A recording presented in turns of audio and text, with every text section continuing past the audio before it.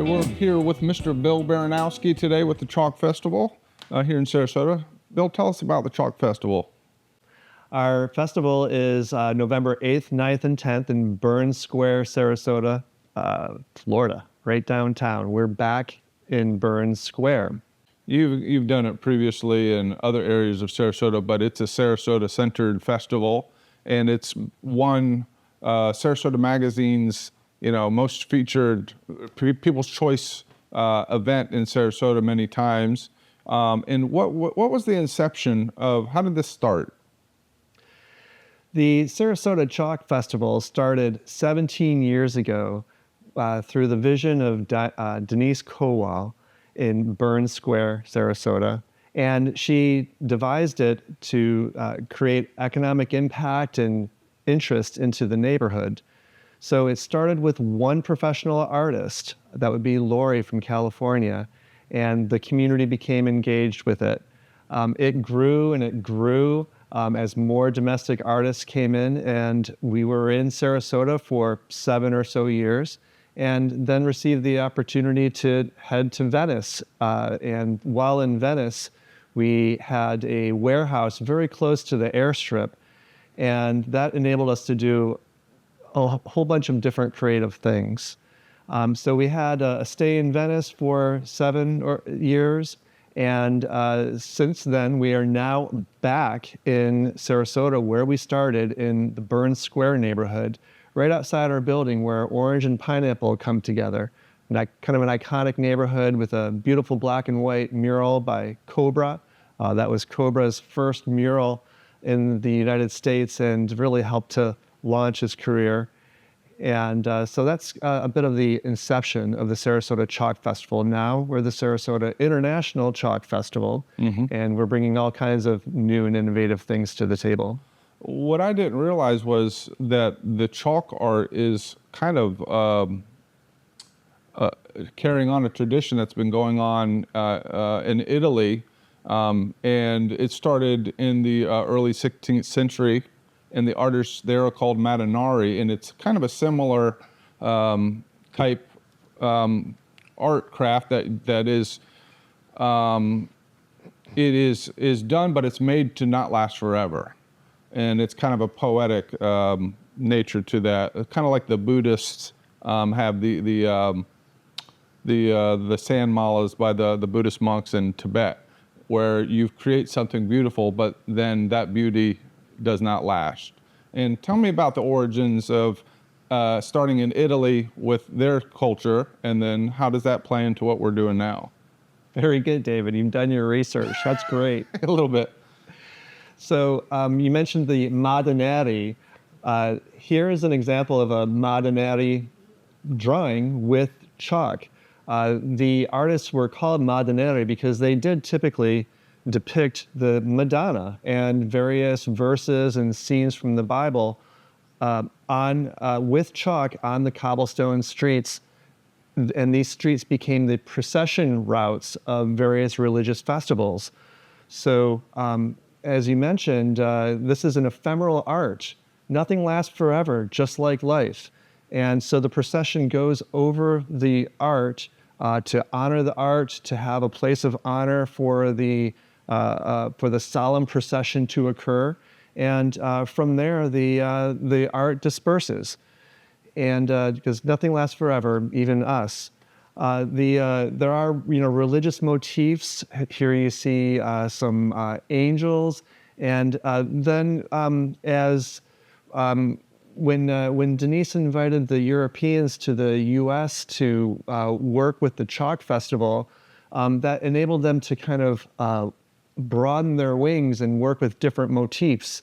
So here we see some Madonnari type art that heads out of the religious realm and more into the secular realm. And of course, flowers play a role here, as well as masks. This is from one of our festivals in the past. Beautiful image. And we can see some other evolutions involving masks. And this gentleman is from South America, and you can see some dynamic cultural plays as the art form evolves. Here we have a piece that is one of those large 3D anamorphic pieces. This was designed by Kurt Wenner, who invented 3D anamorphic art in the mid-'80s. He's an American who lives in Italy. Perhaps we'll speak more of him later.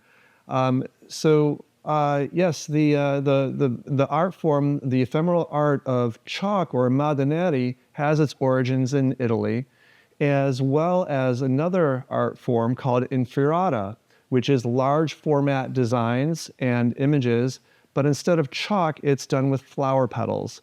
And as you can imagine, just like chalk, it disperses. It's an ephemeral art form. That is one part of the heritage of Madonnari and inferrata. Other independent elements that come up across the world include Rangoli from India.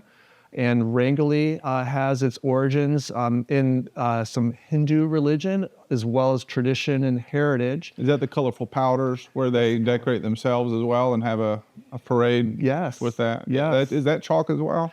It's colored sand in a lot of cases, and other materials that they can find in the area.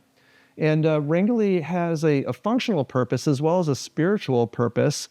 In India, there would be designs in the doorsteps of the homes which would help to dispel bugs from entering. And typically, the youngest female of the household would have the daily responsibility of doing a geometric design or a religious motif. And of course, it's ephemeral art, so it would be dispersed throughout the day. You mentioned Tibetan influences. And so these ephemeral arts are truly a global sort of evolution of heritage and generation to generation tradition. Is that the purpose of it?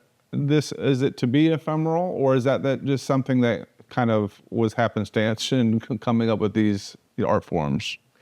Well, so there's a couple of ways to answer that. One is the materials. The materials are and were available.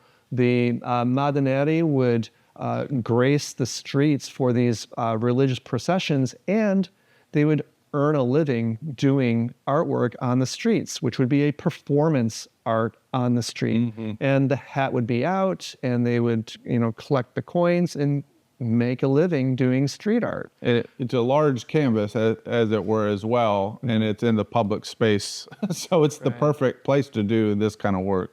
It is. And so, on one hand, the Madonnari typically work alone. Inferrata can work alone, but also in big teams and family to family and generation to generation. And I saw the Wenner pieces, and now they're very prevalent. You see them. I don't know if people do the art here in town and then cover it with the sealant, or they're using other mediums as well as paint or something.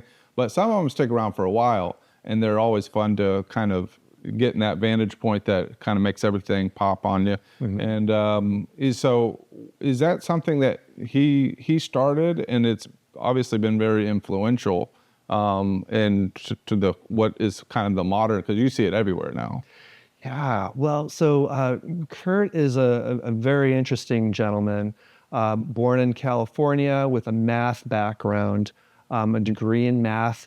He worked for NASA doing 3D renderings of space and planets, and decided that he really needed to understand classical art and how to draw with how to draw in the classical form.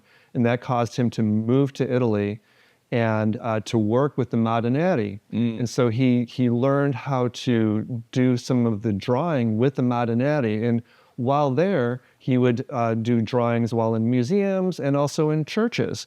And some churches, as I'm sure you've seen, have round ceilings that are painted to look flat, and some have flat ceilings that are painted to look round. They have perspective. Sometimes when you look at a column, it looks like it's carved out of marble, but it's really faux painting on a flat piece of wood. So Kurt saw these illusions happening on the ceilings, and deduced through his math background that it's all about the viewing angle. There's a viewing angle looking up into the painting, and he applied that principle looking down onto the pavement. So it's all about the viewing angle. And when you do that, there's complex math behind it. There's stretch and compression that happens. So when you're looking at an image from the side, you can see that the front part of the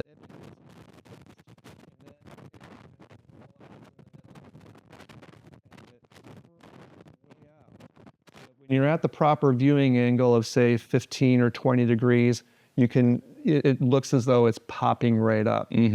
When Kurt is credited and invented the 3D anamorphic art form in 1986. And he has since done workshops all over the world. In fact, won a Kennedy Award for his workshop education efforts for chalk as well as 3D anamorphic art. These days, artists use the math principles that Kurt uses, and then they also use other methods to achieve that anamorphic stretch and compression. Some people use projectors, some use their visual eye looking through a lens, because a lens kind of tricks our brain. Our eyes and our brains are so smart, we know it's an illusion, but lenses don't know that. And so they can really help create that pop. So some people do it by eye, but this does take a lot of planning. The ones that you see around town, many of them, they are painted and sealed. There are some that have been around for a number of years. For instance, Truman Adams has a couple in front of Art Ovation, and at the Avenue of Art, we have 300 paintings all around the Burns Square neighborhood, and those are painted and they're sealed, and there's a dozen or 20 3D pieces, and then the rest are 2D.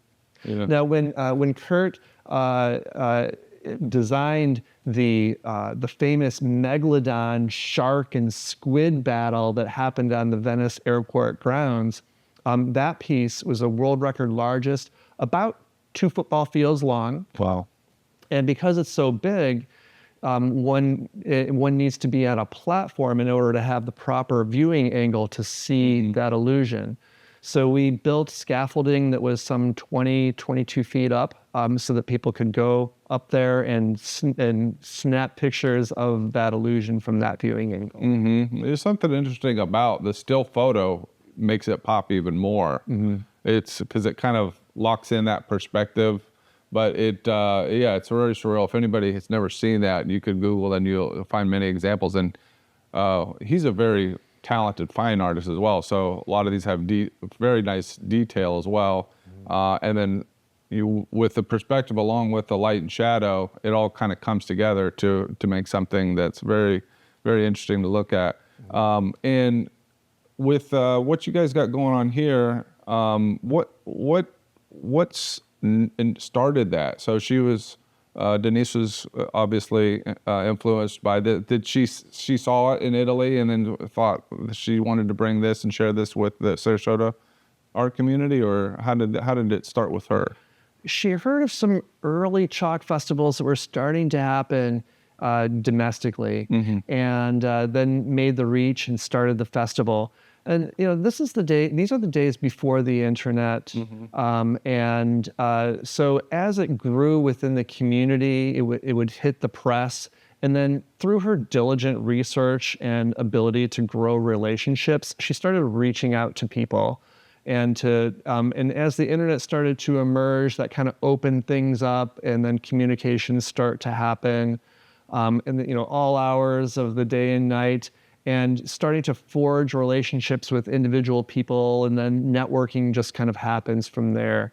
Very much a U.S. domestic starting point that broadened internationally. And when the international artists started to come here, it really pushed the American artists along and helped them to broaden their skills and to learn more from each other. So there's a lot of cross-pollination that happens when people get together, when communities engage, and the world recognizes each other as unique individuals. creativity happens, the minds open, and beautiful things happen. And you're very fortunate to have the art community here in Sarasota with the Ringling College and stuff. I'm sure you have a lot of contributors from there. Is that something you guys are you have a relationship with artists there, or is it just kind of open to everybody? Absolutely. Well, it is open to everybody, and we do have tremendous interlocking with the college and the museum. With the Avenue of Art, for example, there's 300 paintings, some 220 artists, and all except for 29 are local and regional. So of those 210 artists, I'm going to guess that 15 or 20 are former Ringling students, and some have done multiple pieces. We have an artist in residence named Kirsten, who's been with us for a couple of months now, and she's been a tremendous help with this third phase of the Avenue of Art, and she's a graduate from 2 years ago. Truman Adams is a Ringling graduate whose career, he'll acknowledge, blossomed as a result of the Chalk Festival, and he just recently completed a mural across from Bayfront Park that was commissioned by the city. And so we have a very close relationship with the college and also with the museum. In 2022, that was the year of Hurricane Ian, we were all set to do our festival at the airport grounds once more. And we had booked our flower carpet master artists to have flights and accommodations. We had other international chalk artists here, and we were just starting to order flower supplies when the airport and the city notified us that we could not perform in Venice. The airport grounds were shut down due to damages with Hurricane Ian. And so we had to quickly pivot and figure out what we were going to do. We had these international artists already here, about 20 or 25. They're already here. We canceled our flower carpet artists. And of course, there are non-refundable tickets and supplies were lost. There's a lot of financial impact from Hurricane Ian. But we brought these 20 artists back to Sarasota and put them up in Denise's hotel, the Burns Square Historic Hotel, and also some other local businesses, hotels and Airbnbs received bookings from us. And the Ringling Museum was kind enough to invite us to display 3D pieces on their grounds. So we worked with our community to find some parking lot space, and we painted 3D pieces on linoleum, like linoleum flooring. So these pieces, some of them are enormous. They're 15 feet wide. Some are as long as 40 feet long of linoleum that we roll out. And then the anamorphic painting happens on this linoleum surface. So you have the compression happening on these long pieces of linoleum. And so we worked in local parking lots and displayed them. People came and viewed it, and some people donated, which we're grateful for. We're a volunteer nonprofit organization, and so we're very grateful for donations at all times. And we painted in parking lots, and then on the Monday we rolled up all our linoleums, put them in a big truck, and took them to the Ringling Museum and displayed them on their beautiful grounds throughout the grounds between the Katazan and the sculpture park and underneath that green square building. There we had 25 enormous, beautiful 3D anamorphic pieces of art rolled out in that environment. It was phenomenal. That's a great place because you got the park and the history and everything comes together, as well as the other fine art there. Yes. It's funny with like you had mentioned the internet, and originally I had thought the visual artists, they kind of were missing out. It was good for musicians because you get digital downloads and you could hear it digitally, but it took a while for visual artists to get any sort of recognition on the internet. But now you could see the influence, especially of the 3D pieces. You see it now with tattoos and just digital art as well. It's just it's pretty amazing now that the visual artists are really getting their day to shine lately. And do you find that to be the case, or how is it with your promotion and getting the word of the Chalk Festival out there? Certainly social media plays a huge role because it's a visual art, and there's interactive elements too that can play with technology. For example, Leon Kier is a renowned artist who will be coming once more to our festival. And he is known for doing these large 3D pieces using augmented reality on buildings. So a year or two back, he did a beautiful piece in downtown Tampa that is on the corner of a building, and it had various stones stacked on top of each other, and it looked like it was. And when you used an app, which he branded himself, for a Leon Kier app on the phone, and looked at the image through the app, those large blocks of color would dissipate, move around, and create this interactive experience, this whole new dimension to 3D. Maybe call it a 4D element. Yeah. So technology can definitely play a role. We recognize too that artificial intelligence is starting to play a role in design elements, whether we like it or not. And we're also interested in playing this year, perhaps, with projection mapping on our buildings, on our festival grounds. And in that way, we're looking at the possibility of bringing one of our 3D murals by Carlos Hernandez, bringing this octopus butterfly mural to life through light projection. So we'll blast moving images on top of it and add some butterflies, make the octopus move. We might bring that iconic black and white mural by Cobra to life also. So we'll use tech in that environment. Yeah, you see a lot of this in music festivals and stuff. And but you know, back to the internet, a lot of people love taking pictures of all these. Yeah.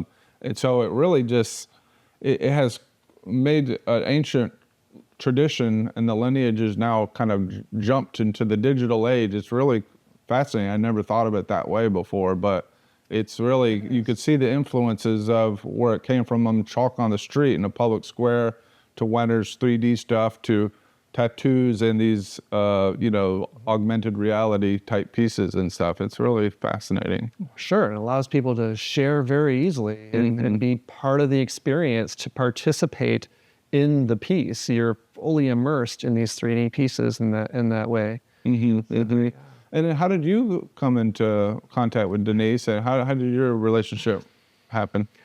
Well, the year before the Sarasota Chalk Festival came to Venice, Venice had a tiny show themselves, a tiny chalk festival, chalk contest actually themselves. And this was done on the sidewalk, so there were 3 feet by 3 feet. And I remember there were 8 of us. There were 8 chalkers. And so my mother convinced me that I needed to check out chalk. I needed to check out the Sarasota Chalk Festival, and I needed to get involved. And she pushed a lot of things on me, but that one she really pushed. Wow. The Sarasota Chalk Festival in particular. And so I decided to, with my kids, with my family, we participated in this contest. And it was the first time that we had really chalked at all. And we did this beautiful piece of this abstract pelican, and we used glitter, of course. And we had a great time doing it. And we came in second place. And so we created some dust on the sidewalk, and but I was hooked. I immediately loved the idea that chalk is impermanent. It doesn't last. You know, it's something that disappears. To me, it provided a sense of humility about the work, and it provided a sense of that it's not that important, and it disappears. And to me, that's beautiful. It's the experience, the doing, the performance, the doing that is the important thing, the now, right? And so I was hooked on chalk. And so I was determined especially when I heard that it was coming to, making the move into Venice. I was like, that's the year that I'm going to sign up for it. So unfortunately, I missed out on almost all of the early year chalk performances in Sarasota. But I was there the first year that the Sarasota Chalk Festival came to Venice. And that was a real eye-opener to all of a sudden have a 20-foot by 20-foot canvas, and to be next to people from Buenos Aires and from Mexico, and there's Italy over there, and there's California, there's Washington State, and to have this huge canvas and to work with that was a real eye-opener, and I was absolutely hooked. Do you have an artist background yourself? I do. I've taken some painting lessons. I've worked with oils. I've gone to galleries all my life. In Buffalo, New York, the Albright Knox Gallery was a friend of mine. I'd go there, every week or so and go see all my friends. And when I went to school around DC, that blew open the world for me with the National Gallery and others in the area. And so yeah, I love the ephemeral arts, and I love. I've always been kind of a student of art, and this is a world that I never expected to embrace and to study and to learn about. Through our recent trips, it's just enlightening to look at the materials, the heritage, the process, the whole generational tradition. It's a fascinating genre, the ephemeral arts. Is it a certain region in Italy that does this? It's really kind of throughout. So we recently spent 3 or 4 weeks in Italy, going to a number of Inferrata festivals, and we're going back to Italy in about a week to attend the I Madonnari, which is the most prestigious chalk contest in the world. Denise will be a judge for the 3rd year. Wow. It's an immense honor. She's the only American to ever be a judge. And we're going on a big anniversary moment for the A Madonnari in northern Italy, in Grazi. And because it's such a special year, there's a special theme for it. So the theme will be Dante's Divine Comedy. And there's a little bit of background. That's a 12th century piece of writing by the poet Dante, and it's 100 poems, songs, or cantos, as they call it, exactly 100, and it's split into thirds. So there's 33, 33, and 33, and then there's the prelude, right? And so each cantos is a certain number of lines from 20 to 30, and so each artist will be given one cantos and then 3 or 4 lines within that cantos on which to make their design. So as we walk through this chalk contest, which is a 24-hour contest all through the night, as you walk through it, you'll be walking into the prelude, into the Inferno, or hell. You'll be walking into Purgatorio, and then walking into heaven, or Paradiso. And so that's in northern Italy. And we're so delighted to bring 5 American artists with us. And the team that we're bringing, and many of them have already performed in Italy and at Grazi, and even won a segment of the Grazi competition. And so of the 5, 3 are female, and 2 are local and regional. So we're really excited about that too. But Yeah, so chalk Madonnari happens throughout Italy and also into parts of Europe as it spread. You had mentioned that Dante's work as a theme, and with the Sarasota Chalk Festival, you have themes every year. What are some past examples of themes? Circus City, USA, right? This is a piece designed by Kurt Wenner with it's enormous. It's about a football field long, and this was a collaborative team effort, as you can imagine. It takes a team of people to do this, and so Circus City, USA was a theme. The Madonnari was a theme one year. Movies was a theme. Eat, Drink, and Be Merry was one of my first ones.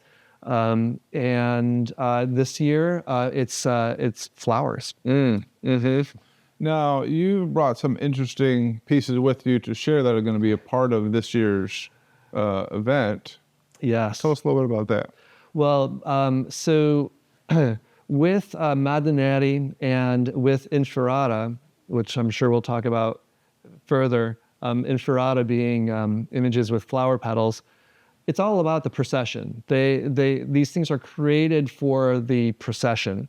And whether they're religious, solemn processions, or in some cultures, they turn into fiestas, and or cultural parades where they wear costumes of their cultural heritage, like they did in Genzano di Roma, or now in Japan where they have dragons, big dragon puppets. In Barcelona, they have large 12-foot puppets that dance on the flower petals and down the avenue or over the display. We are adding a parade element to the Sarasota International Chalk Festival.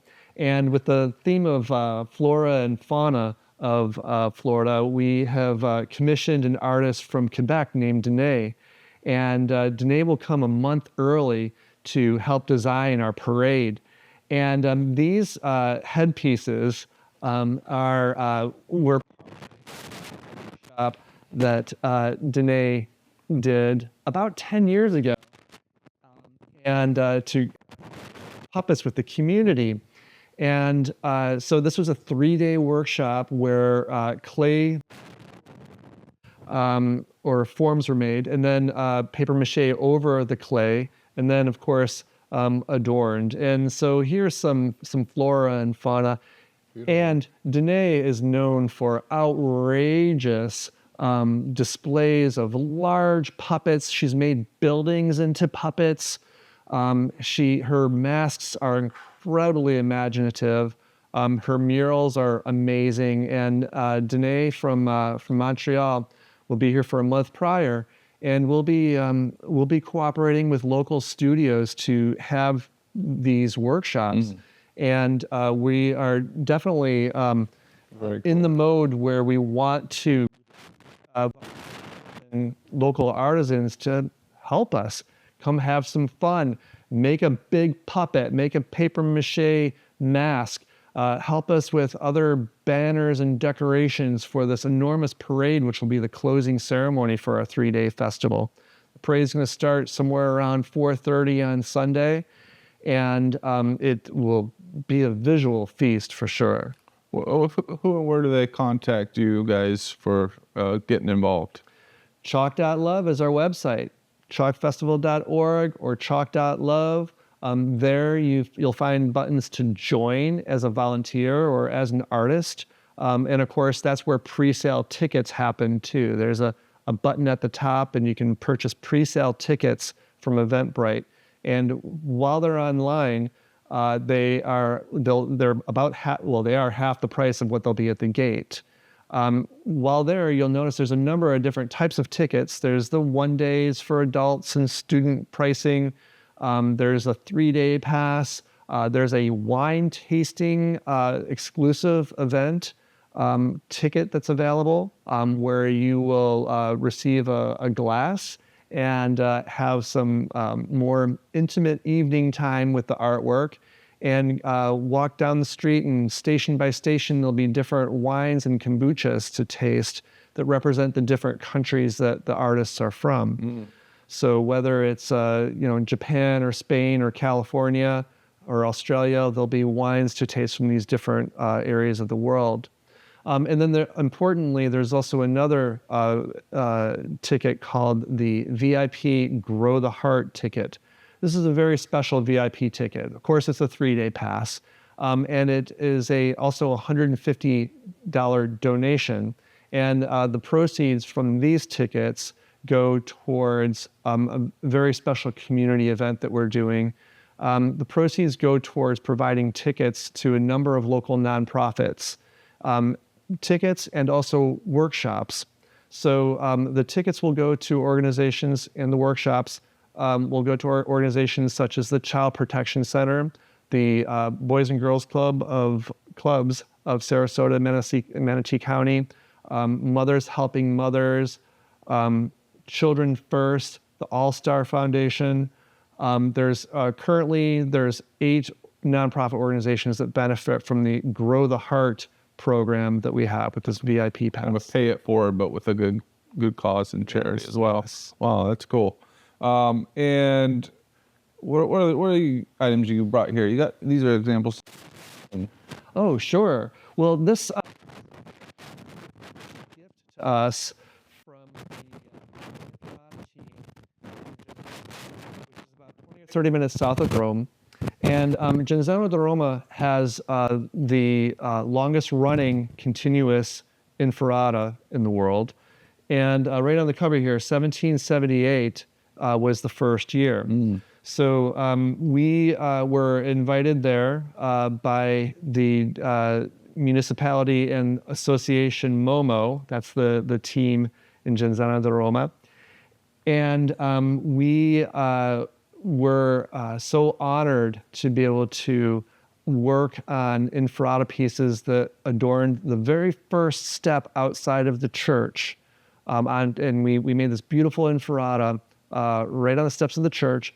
And then also one of the large tapestries on the long tapestry that comes down the hill in Genzano di Roma. And we worked side by side with them. Wow. So this was the 256th version of this festival, and it was such an interesting experience.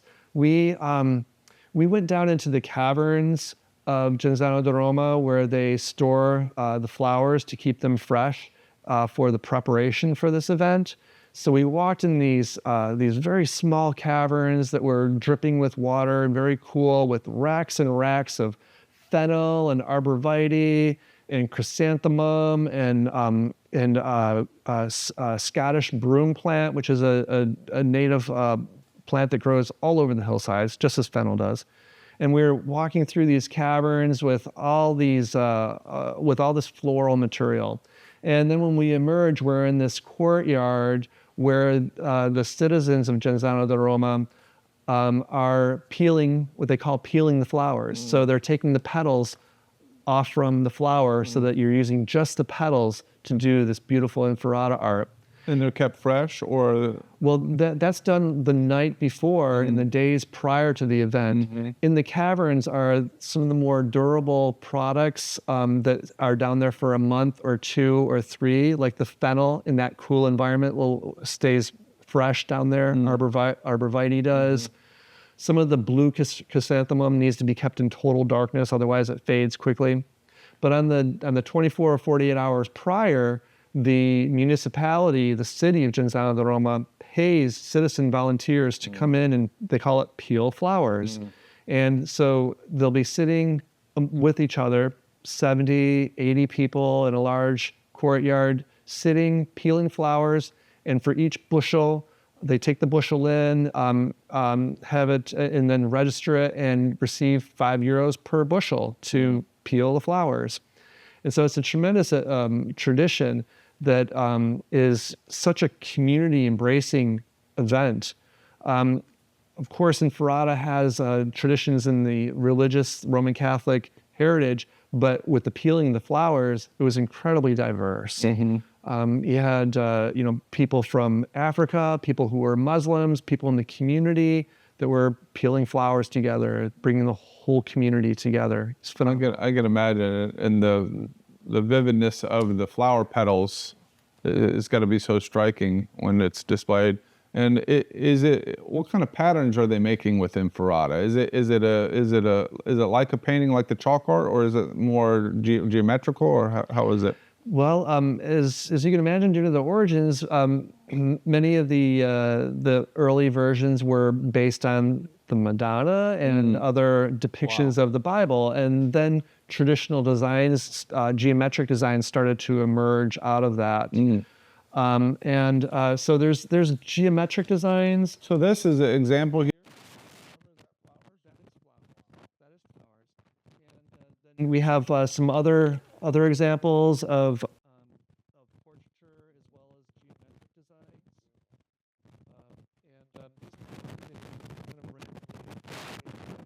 This is the main procession route of the Genzano.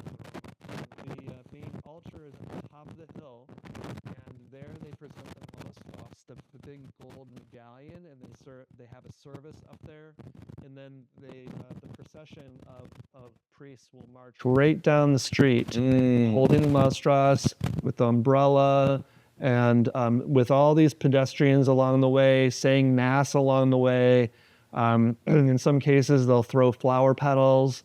And then after that procession, other events happen on it. So the destruction is as big of a part as the creation in this ceremony. It is. So yeah, much like the Tibetans.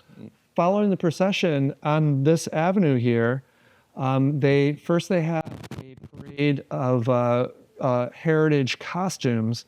And because Genzano di Roma has their origins in early ancient Greece, the first people in the parade were in Greek garb, goddesses and gods, and with traditional garb.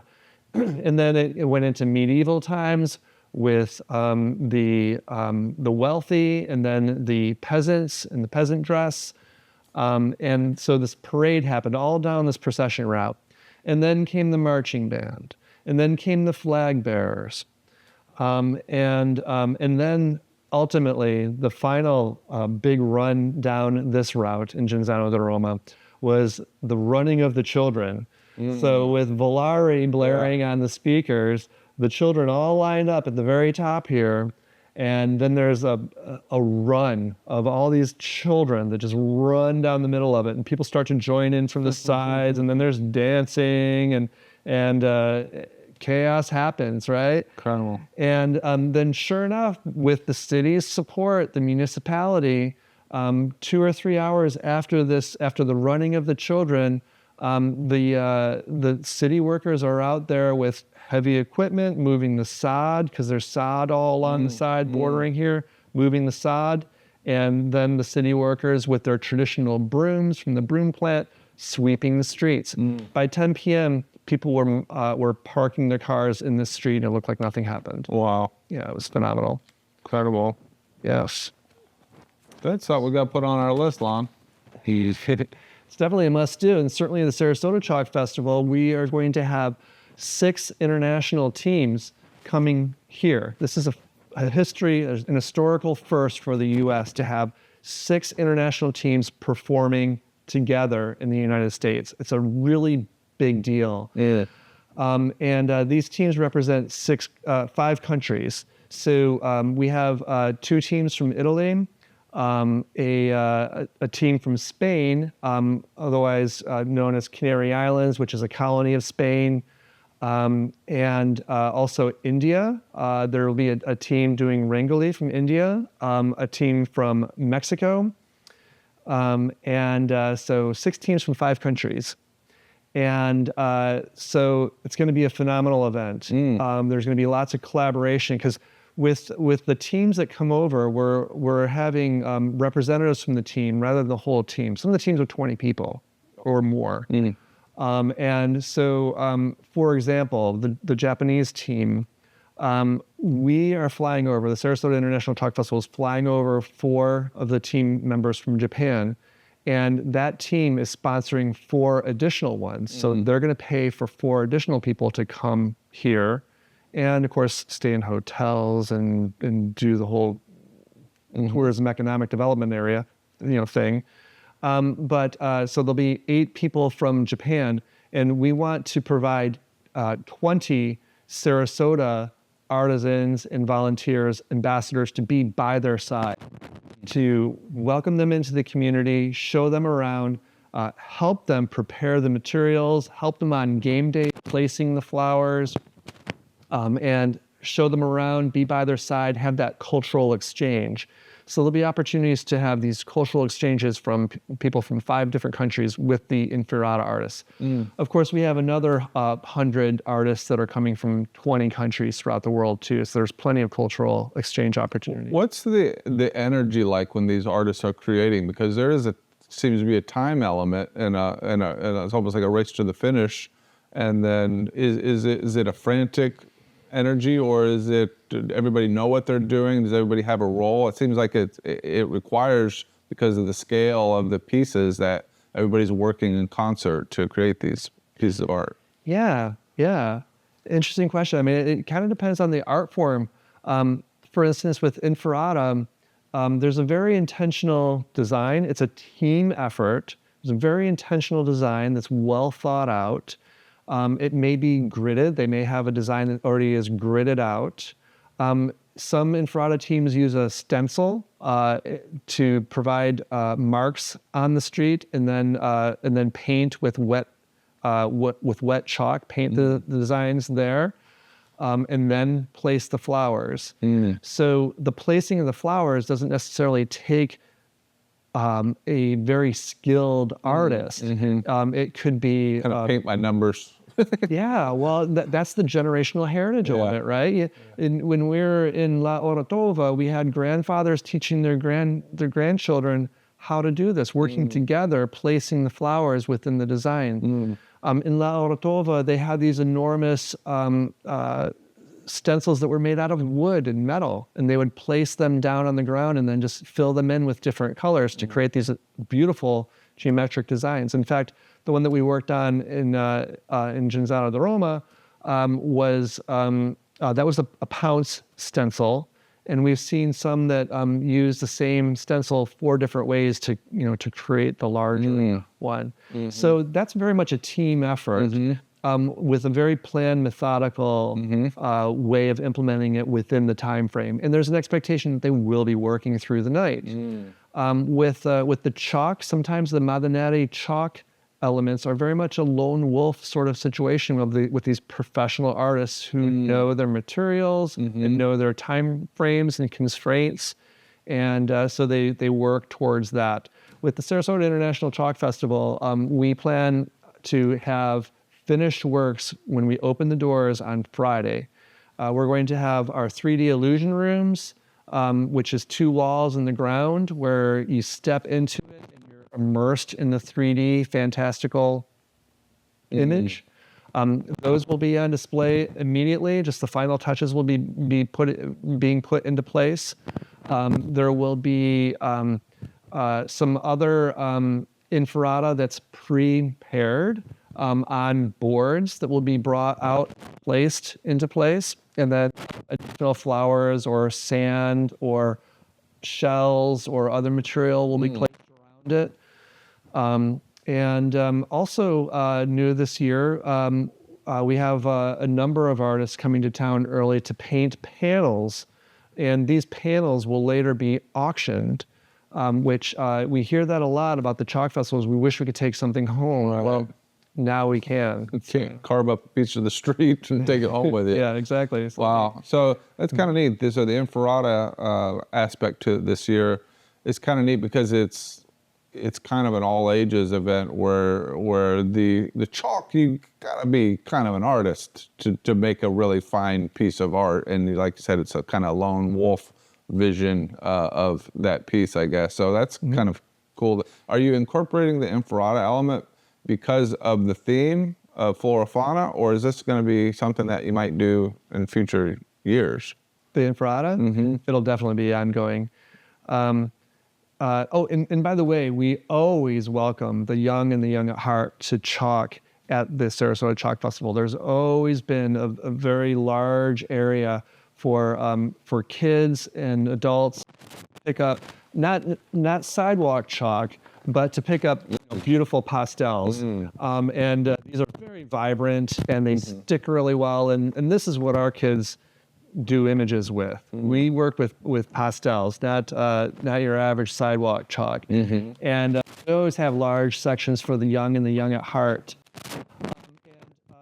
With Inspirata, our goal with Inspirata is to create a heritage tradition in Sarasota where the community is involved with each other, engaged with each other to teach the young these traditions throughout the years. So there will definitely be a continuance. Inspirata, the ephemeral arts, are soon to be certified as an intangible cultural heritage by UNESCO.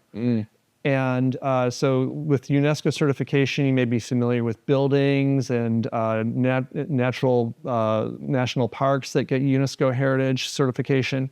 Well, this art form as an intangible cultural heritage will soon be UNESCO certified. And so all eyes are on Sarasota as we bring 6 teams to work for the first time in U.S. history to Sarasota to perform together and to bring this to the U.S. So we're really excited about that. In fact, we recently signed an agreement with the International Coordinator of Ephemeral Art Entities. This is a large organization that's based in Barcelona. Denise was invited to Barcelona to their Ephemeral Arts Congress to speak, the only American that was invited there to speak. And she spoke about the Chalk Festival and about festivals in general. And she is appreciated for how she runs festivals as an ephemeral art. This organization has a lot of expertise in the Inspirata arts globally.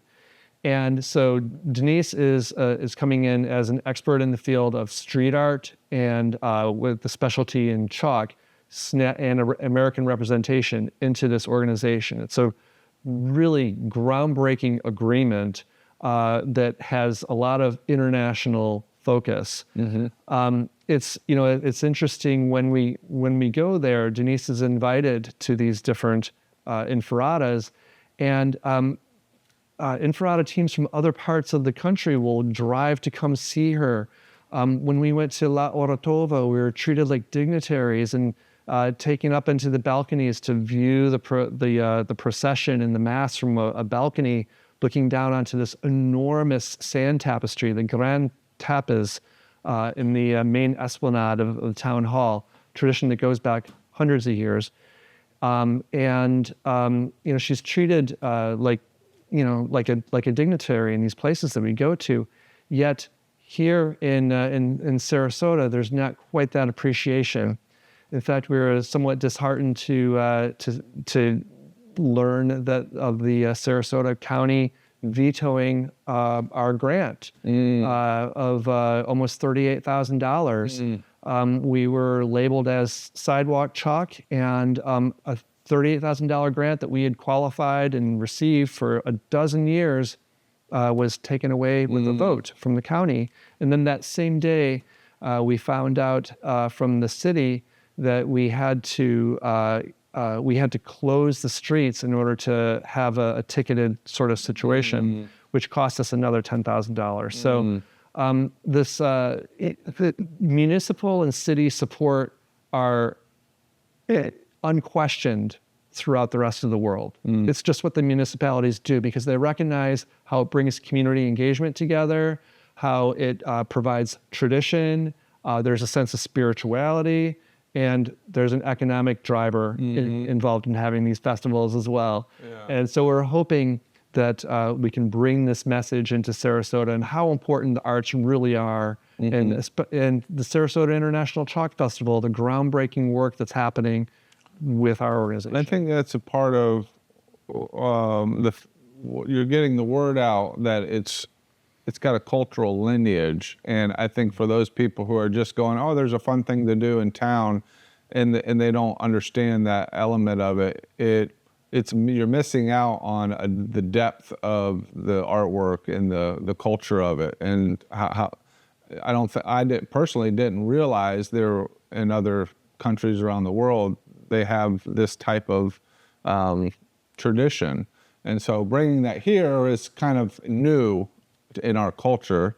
I'm sure you have some immigrants from these countries who are probably aware of this kind of tradition, but for those, I think that might be the biggest hurdle is to, everybody appreciates it because of the beauty and it's fun and it's a nice atmosphere. But then really, I think what you're doing with this year is bringing all these people together to kind of recognize it as a world cultural tradition.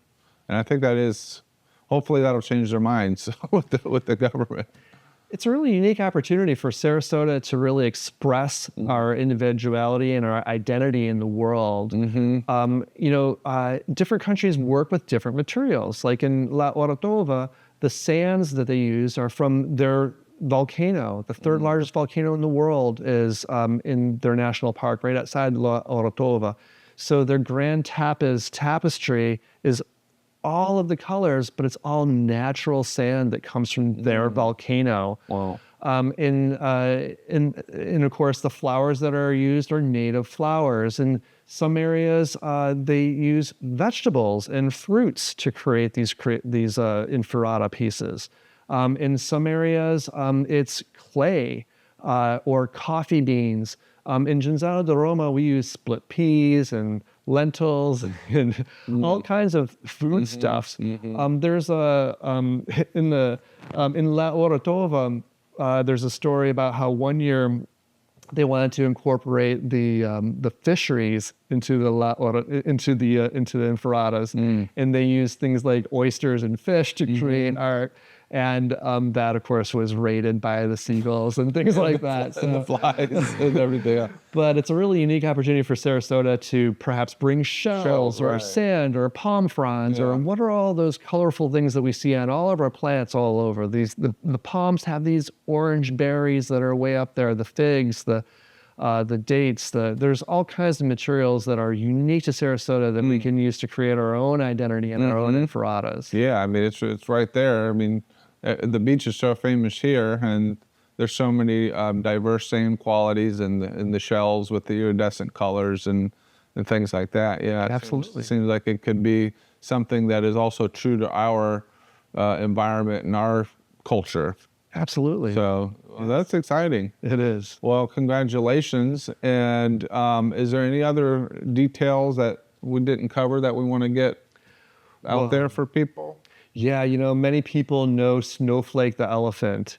And Snowflake was created by Kumpa, our master sculptor from Thailand, one of the most genuine, nicest guys that you'll come across, with a lot of formal training in his craft, and actually has a Medal of Honor from the president of Thailand for his generosity of spirit.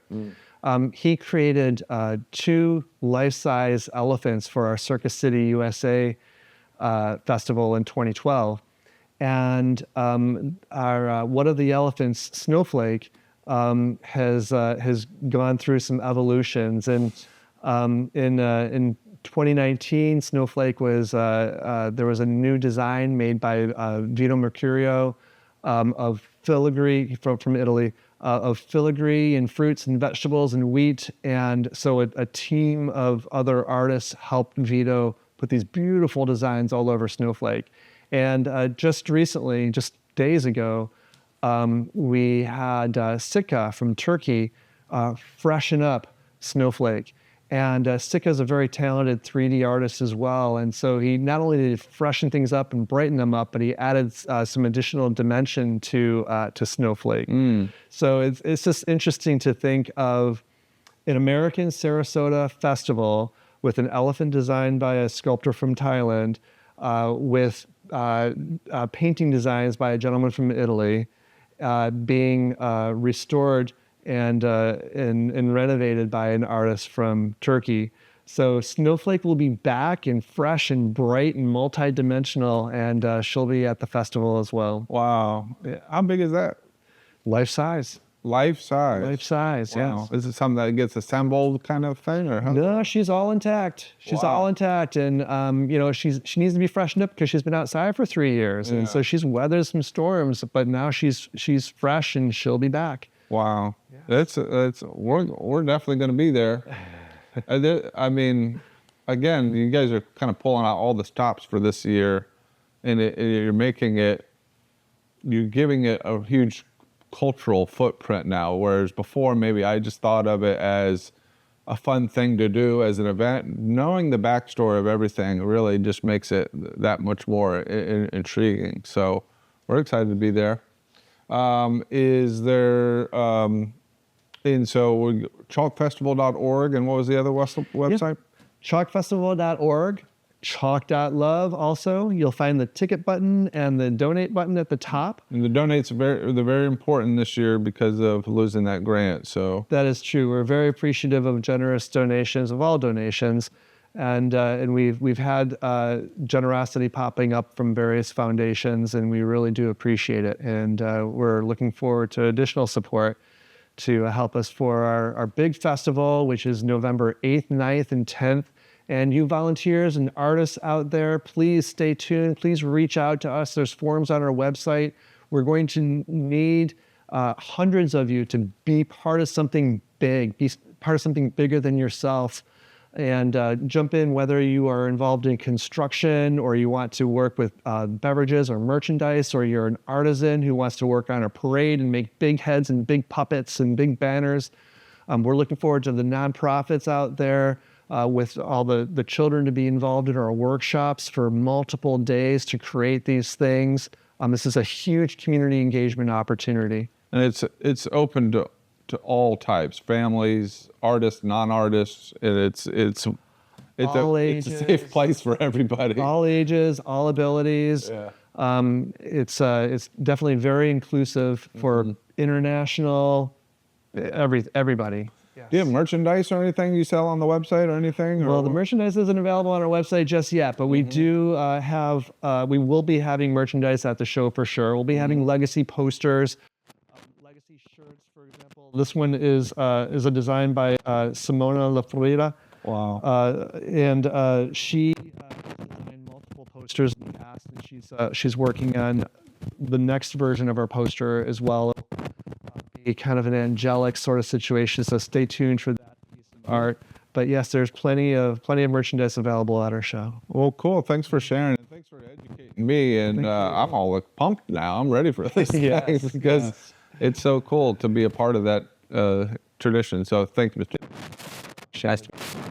Hi, I'm Bill with the Sarasota International Chalk Festival, and I wanted to raise awareness to our booklet, which will be having a print of 20,000. This will be distributed to local visitor centers and chambers, and this booklet will also be distributed to all the patrons who enter into the festival. So in this informative, beautiful booklet, you'll read about the agenda, about the history of these various art forms, and then there will also be ad space, a memoriam, and there's opportunity to purchase ad space in here, whether it's a half page, quarter page, or full page. And there's also amazing sponsorship opportunities. We recently had a sponsor sign on for a gold sponsor. It goes up to platinum. And this is a great way to demonstrate support for the Sarasota International Chalk Festival through 20,000 of these booklets being distributed throughout the city and county. Cool. Anything else? What else go there? No. Cool. Thank you very much. I think you're really obviously very passionate about I your am. work and information and knowledge about this. So it's very cool. I Yeah, love it. cool. It's so interesting to me, and we're our next trip in about a week's time to the Grazie Madonnari is going to be phenomenal, and then we're taking a side trip to Belgium, to Brussels, where they have an incredible grand tapes in their main esplanade, And the focus this year is going to be on the dahlias, the flower dahlia, and they do this huge carpet every other year in this amazing town center with the projection mapping on these historic buildings, the UNESCO heritage buildings. And so that'll be a really interesting 2 or 3 day side trip from Baranowksi. You're going to come back all energized, ready for this festival. Oh yeah, oh yeah.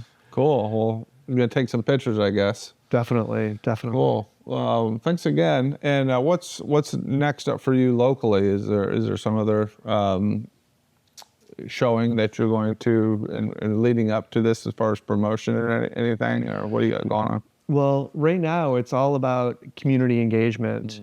We're engaging our neighborhood, which would be businesses and residences, to inform people and welcome feedback from businesses and residences. How can the businesses being involved? Well, they can sponsor. There is likely going to be a storefront decorating contest. And we continue the effort to get the word out, to receive funding and donations.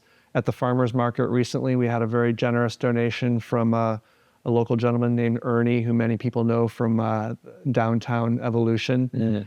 And we're looking for those big donors out there who will help make us whole after this recent Sarasota County and city surprise. Is there anything people can do to reach out to their local commissioner or whoever in the government to kind of help support you guys? We would very much welcome letters, emails. Those are all public record sorts of correspondences. That sort of vote counts for these commissioners to hear from the community that they serve. That sort of community engagement and involvement in government is always important. Are you getting together with Sarasota Magazine this year? Are they going to do something for you guys? Yeah, there are various engagements. There's a focus on nonprofits and gift giving coming up. And there are articles that we're having written by a volunteer named Nanette, who's a fabulous writer. So we're hopeful that will gain some distribution. Yeah, we continue to do the outreach. Cool. Well, we'll try to spread the word too. Great. And anybody that comes in our shouting distance. Thank you. But cool, man. I'm excited for your trip too. I'd love to go on those trips. Lonnie's, did you see anything like that when you were in Italy and everything? Oh, because it was winter. Oh yeah. Is that do they normally do these types of things in summer? It's got to be some period of time where the weather's fairly. Yes, and they let you use local flowers too. So that's part of it also. But then there's some areas that use sand, sawdust, and other elements like coffee and clay. So those kind of defeat the growing season. Yeah, that's true. I've seen some of the Buddhist monks do that work, and it's like a meditation and movement doing it, and then exactly it's really beautiful, the whole process. But looking at the Chalk Festival in that lens, it really does put things in perspectives. No pun intended. But thanks again.